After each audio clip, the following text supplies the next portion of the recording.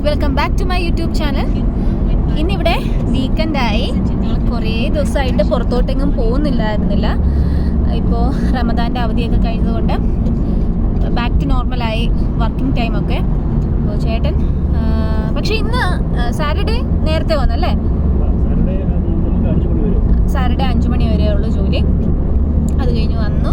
ഞങ്ങളോട് നേരത്തെ തന്നെ പറഞ്ഞിരുന്നു, വരുന്നതിന് മുമ്പേ റെഡിയായി നിൽക്കാൻ പറഞ്ഞിരുന്നു. സോ ഞങ്ങൾ റെഡിയായി നിന്നു. അതുകൊണ്ട് തന്നെ പെട്ടെന്ന് ഒന്ന് ചേട്ടൻ വന്നൊന്ന് ഫ്രഷ് ആയിട്ട് ഞങ്ങൾ ഇറങ്ങി. ഞങ്ങൾ പോകുന്നത് ഖുറാനിക് പാർക്കിലേക്കാണ്. ഫസ്റ്റ് ടൈമാണ് ഞങ്ങൾ എല്ലാവരും ഖുറാനിക് പാർക്കിലേക്ക് പോകുന്നത്.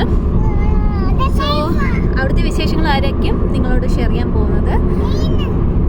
നന്നു പാർക്കിൽ പോകുന്നതെന്ന് പറയുമ്പോൾ നന്നുവിന് അവിടെ ഊഞ്ഞാലാടാം, അല്ലാതെ സീസോയിലൊക്കെ കയറാം എന്നുള്ള പ്ലാനിലാണ് നന്നു വരുന്നത്. ഇനി അവിടെ ചെന്നിട്ട് എങ്ങനെ ആയിരിക്കും നോക്കാം അല്ലേ നന്നപ്പോ? ഹായ് പറയ്.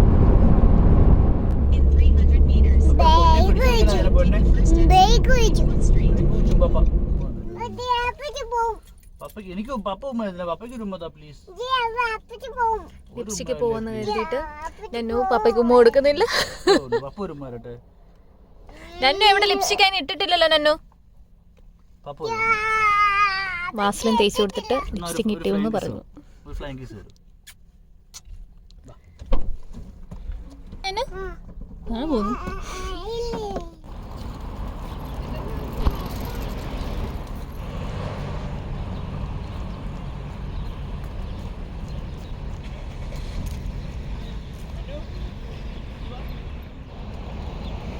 സൂര്യൻ്റെ ഒരു കളറ്.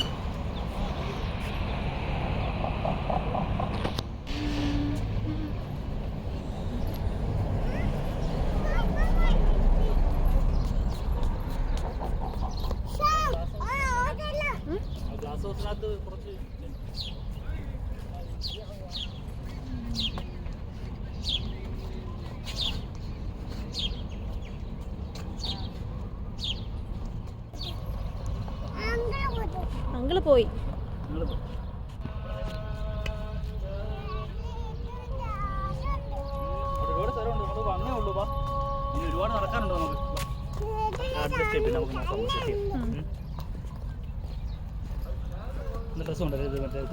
വൃത്തിയായിട്ടില്ലേ? അതെ അതെ അതെ, ശരിയാ. ഒരു 3D എഫക്റ്റിലാണല്ലേ ബ്ലോക്സ്. ഞാൻ ഇപ്പോഴും ശ്രദ്ധിച്ചത്.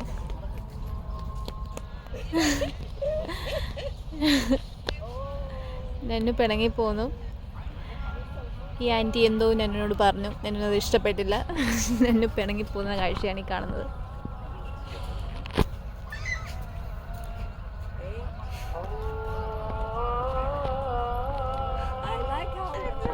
Yeah, she's slowing like that. Oh my gosh, she's throwing a tantrum.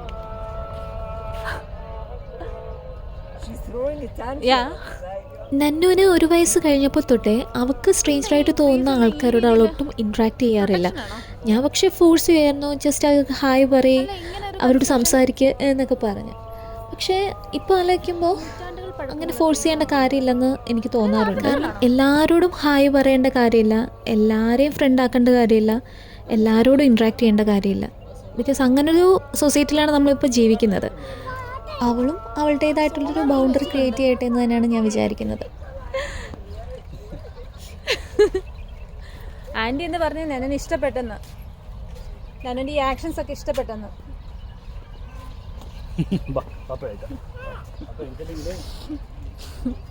നന്നിൻ്റെ ചെറിയ ആക്ഷൻസ് ഈ ആൻറ്റിക്ക് ഇഷ്ടപ്പെട്ടെന്നാണ് അവർ പറഞ്ഞിട്ട് പോയത്. ഗാർഡൻ്റെ ഇടയിലൂടെയുള്ള വഴിയിലൂടെ നമ്മൾ എത്തുന്നത് ഈ വലിയ ഗ്ലാസ് ഹൗസിലേക്കാണ്. ഫസ്റ്റ് നമുക്ക് ടിക്കറ്റ് എടുക്കാം. ടിക്കറ്റ് റേറ്റും കാര്യങ്ങളൊക്കെ എങ്ങനെയാണെന്ന് നോക്കാം.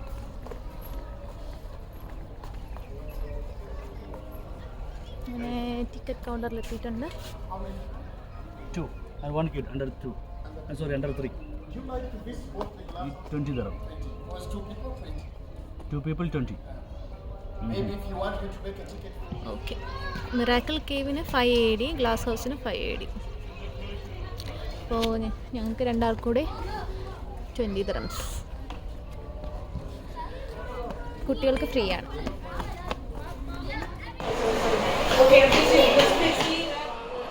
ഖുറാനിൽ പറയുന്ന ചെടികളും വൃക്ഷങ്ങളുമാണ് ഇവിടെ നമുക്ക് കാണാൻ കഴിയുന്നത്.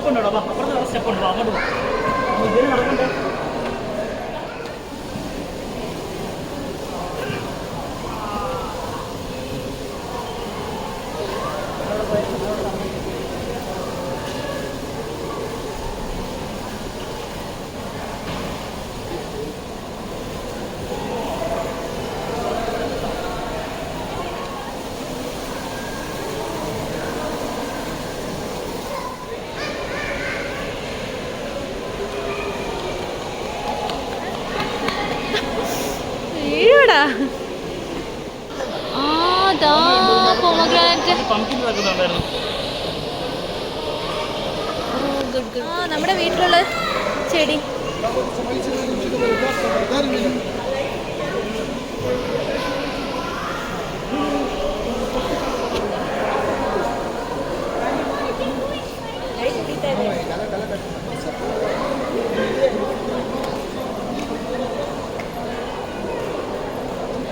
ചേട്ടാ കം. ഇലകൾ യൂഷ്വലി പച്ച കളറല്ലേ? ഇലകൾക്ക് ചുവന്ന നിറം എങ്ങനെയാ കിട്ടുക? എങ്ങനെയാ ഇലകൾക്ക് പച്ച നിറം എന്തിലൂടെയാ കിട്ടുന്നേ? എന്തായിരുന്നു കിട്ടുന്നേ? ക്ലോറോഫിൽ. അപ്പൊ ചുവന്ന നിറോ? റെഡ് ഓഫിൽ അല്ല, സാൻഡോഫിൽ.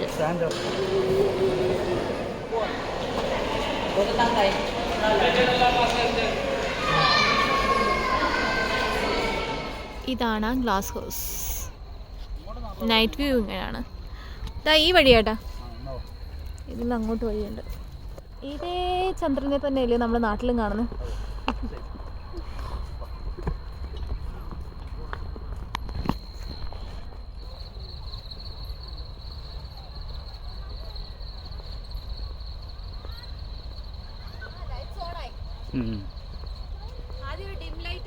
അതെ അതെ, നല്ല ബ്രൈറ്റ് ലൈറ്റ് ആയി. ഓവർഫ്ലോ ചെയ്യുന്നുണ്ട്.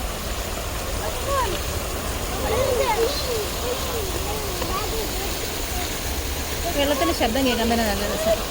അതിൻ്റെ കൂടെ ചന്ദ്രൻ. ഇത് മോസസ് ലേക്കാണ്. ഇവിടേക്കുള്ള എൻട്രി ഫ്രീ ആണ്.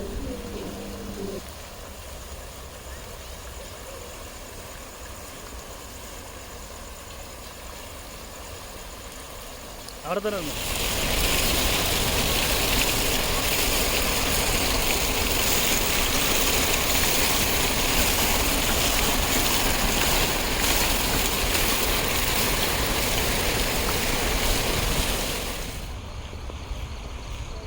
പിണങ്ങി നിൽക്കുന്നത് അവിടെ നിന്നോളൂ. ടാറ്റാ, ഞങ്ങൾ പോയേക്കാം. ടാറ്റാ. മോസസ് ലേക്കിൻ്റെ ഇടയിലൂടെ നടന്ന് നമ്മൾ പോകുന്നത് മിറാക്കിൾ കേവിലേക്കാണ്. അതിന് മാറിക്കൊണ്ടിരിക്കുന്നുണ്ടോ?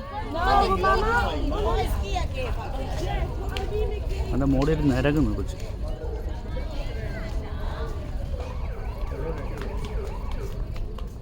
ആണോ? ഇവിടെ ഖുറാൻ ബേസ്ഡ് ആയിട്ടുള്ള സ്റ്റോറീസൊക്കെ ഡിസ്പ്ലേ ചെയ്ത് കാണിക്കുന്നുണ്ടായിരുന്നു. ഷോർട്ടായി പോയി.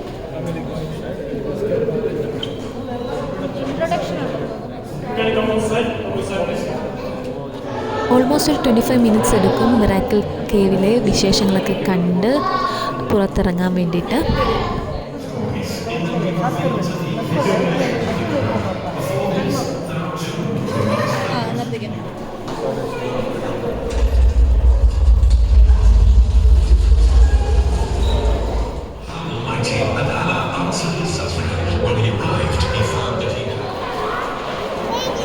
അതത്ര മതി.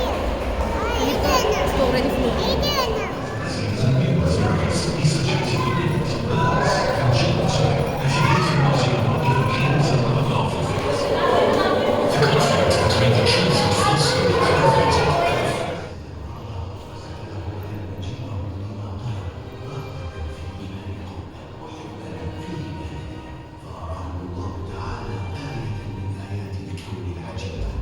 അവിടെ നിന്ന് ഇറങ്ങി മോസസ് ലേക്ക് വഴി ഗ്ലാസ് ഹൗസ് കണ്ട് വീണ്ടും ഞങ്ങൾ എക്സിറ്റ് ആവാൻ വേണ്ടി നോക്കുമ്പോഴാണ് ഞങ്ങൾ ശ്രദ്ധിക്കുന്നത്, ഈ മോസസ് ലേക്കിൽ ആൾക്കാർ ഇതുപോലെ പോകുന്ന കണ്ടു കഴിഞ്ഞാൽ ആ ലേക്കിൽ ഇങ്ങനെ നീങ്ങി പോകുന്ന പോലെ തോന്നിക്കും.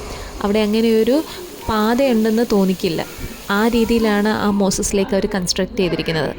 ഡേ ടൈമിൽ വന്നു കഴിഞ്ഞാൽ ഗ്ലാസ് ഹൗസിൽ കുറേ ഏരിയ ഉണ്ട് ഫോട്ടോ എടുക്കാൻ പാകത്തിനുള്ള ഭംഗിയുള്ള സ്ഥലങ്ങൾ. സോ നിങ്ങൾ ദുബായിൽ നിന്നാണ് ഈ വീഡിയോ കാണുന്നതെങ്കിൽ ഉറപ്പായിട്ടും നിങ്ങൾ ഇവിടെ വന്നിട്ടില്ലെങ്കിൽ വന്ന് ഈ സ്ഥലങ്ങളൊക്കെ എക്സ്പ്ലോർ ചെയ്യാം. നിങ്ങൾ ആരെങ്കിലും ആദ്യമായിട്ട് എൻ്റെ വീഡിയോ കാണുകയാണെങ്കിൽ ഞാൻ കുറച്ച് വീഡിയോസ് ദുബായിലെ കുറച്ച് സ്ഥലങ്ങളിൽ പോയിട്ടുള്ളത് നേരത്തെ തന്നെ പോസ്റ്റ് ചെയ്തിട്ടുണ്ട്. അതൊക്കെ ജസ്റ്റ് ഒന്ന് കണ്ടു കഴിഞ്ഞാൽ നിങ്ങൾ എപ്പോഴേലും ദുബായിൽ വരുന്ന സമയത്ത് നിങ്ങൾക്ക് ഈ സ്ഥലങ്ങളിലൊക്കെ പോകാം. സോ വീഡിയോ ഇഷ്ടമായാൽ please do like, share and subscribe my YouTube channel. Thank you.